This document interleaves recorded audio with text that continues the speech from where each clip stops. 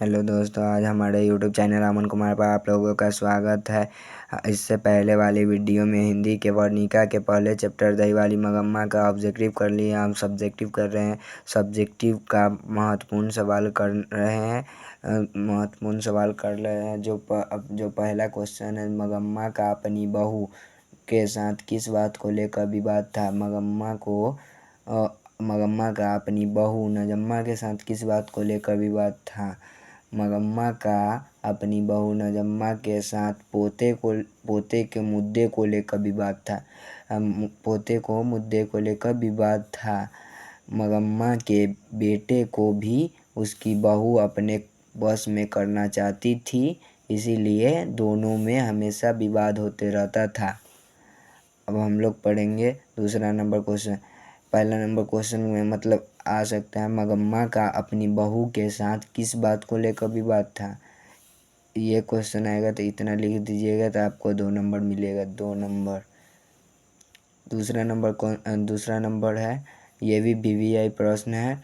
रगम्पा कौन था और वह मगम्मा से क्या चाहता था। रगम्पा गांव का लटपटा जुआरी और बदमाश था। वह मगम्मा के घर की सारी बात बहू से खटपट इत्यादि जानता था। जो मतलब रगम्पा था वह मगम्मा के गांव का एक जुआरी बदमाश लटपटा टाइप का आदमी था। वह मगम्मा के घर का सारा बात जानता था, मतलब उसके बहू से झगड़ा होने के बारे में या विवाद व खटपट होने के बारे में सब कुछ जानता था। वह मगम्मा को अकेला जानकर उससे बार बार उधार मांगता था। मतलब विवाद हो गया था तो उसकी नजम्मा की सास अलग रहती थी और रास्ते में कभी भेटा जाता था मगम्मा तो उसे अकेला समझकर उससे कुछ उधार मांगता था। वह मगम्मा का हाथ भी पकड़ लेता था। कभी कभी उधार मांगते समय मगम्मा का हाथ भी पकड़ लेता था। अब तीसरा क्वेश्चन है, बहू ने सास को मनाने के लिए कौन सा तरीका अपनाया। मतलब ये भी वीवीआई सवाल है। बहू है वह अपने सास को मनाने के लिए कौन सा तरीका अपनाया। मगम्मा की बहू बहुत ही बुद्धिमान और समझदार थी। मगम्मा की जो बहू थी बहुत ही बुद्धिमान और समझदार थी। वह जानती थी कि उसकी सास अपने पोते से बहुत ज़्यादा प्यार करती है।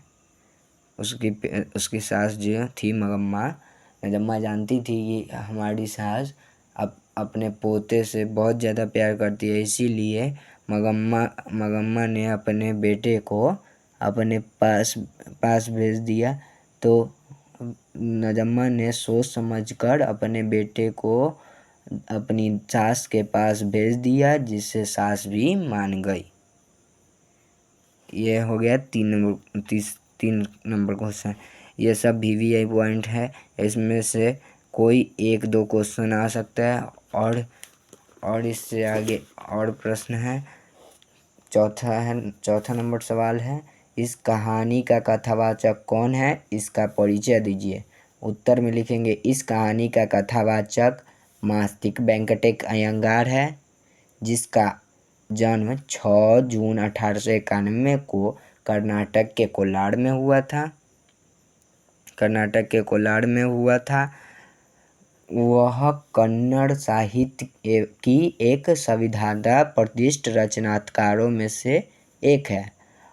उनका कविता, आलोचना, नाटक, जीवन चरित्र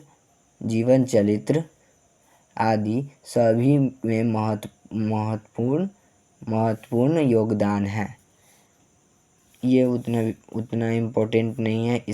ये कभी आता है, कभी मतलब अब बहुत समय हो गया। ये 2014-16 में पूछा गया सवाल है। अभी तक इसमें से ये क्वेश्चन नहीं पूछा गया है, इसीलिए ये वीवीआई इसमें नहीं है।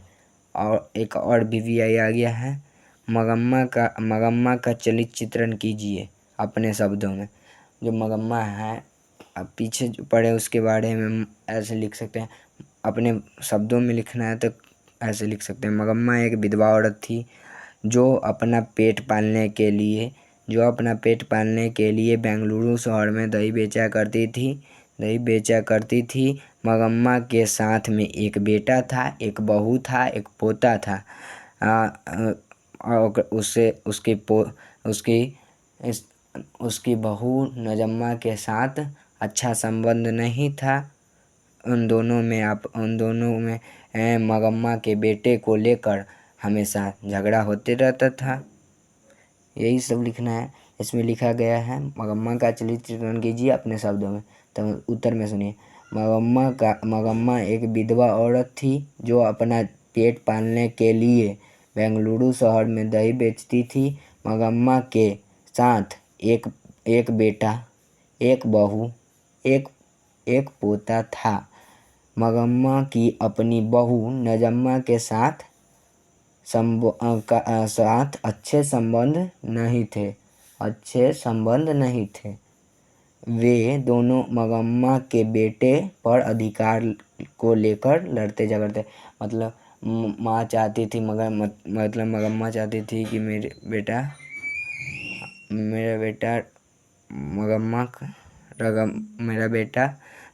मेरे कहे पर चले, और उसके पत्नी चाहती थी मेरा पति मेरे कहे पर चले।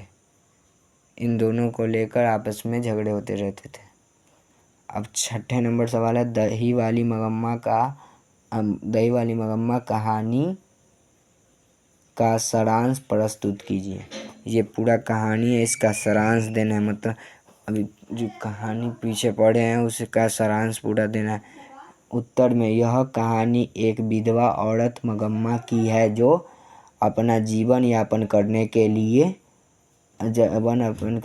लिए 3 मील दूर दही बेचने जाती है।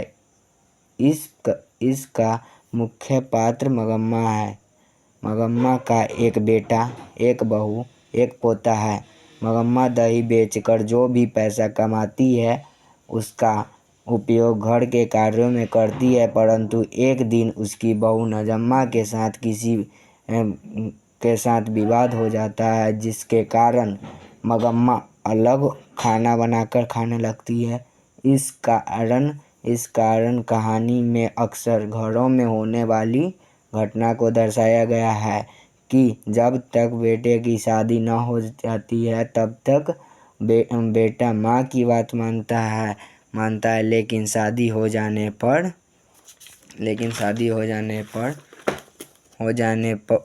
के बाद बेटा पर बहू का कब्जा हो जाता है। देखिए हम आपको सारांश समझाते हैं। सारांश का मतलब जितना हम लोग सारांश में से शॉर्ट निकाल के अभी क्वेश्चन किए हैं, जैसे इससे ऊपर वाला के क्वेश्चन को देखिए। हम लोगों ने मगम्मा का चरित्र चित्रण किया, इसी में से निकाल के कुछ किए।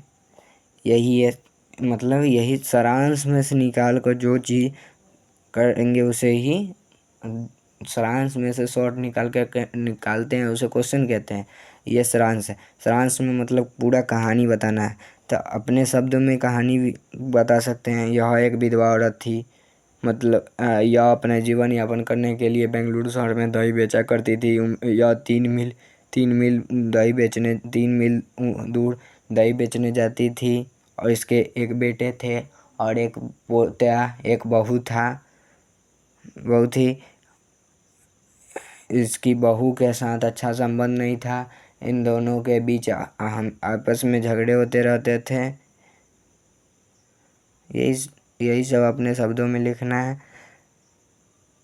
थैंक यू भाई। आप लोगों को हमारा वीडियो पसंद आया होगा तो हमारे चैनल को सब्सक्राइब करें और बहुत अधिक से अधिक लोगों तक शेयर करें। जय हिंद, जय भारत।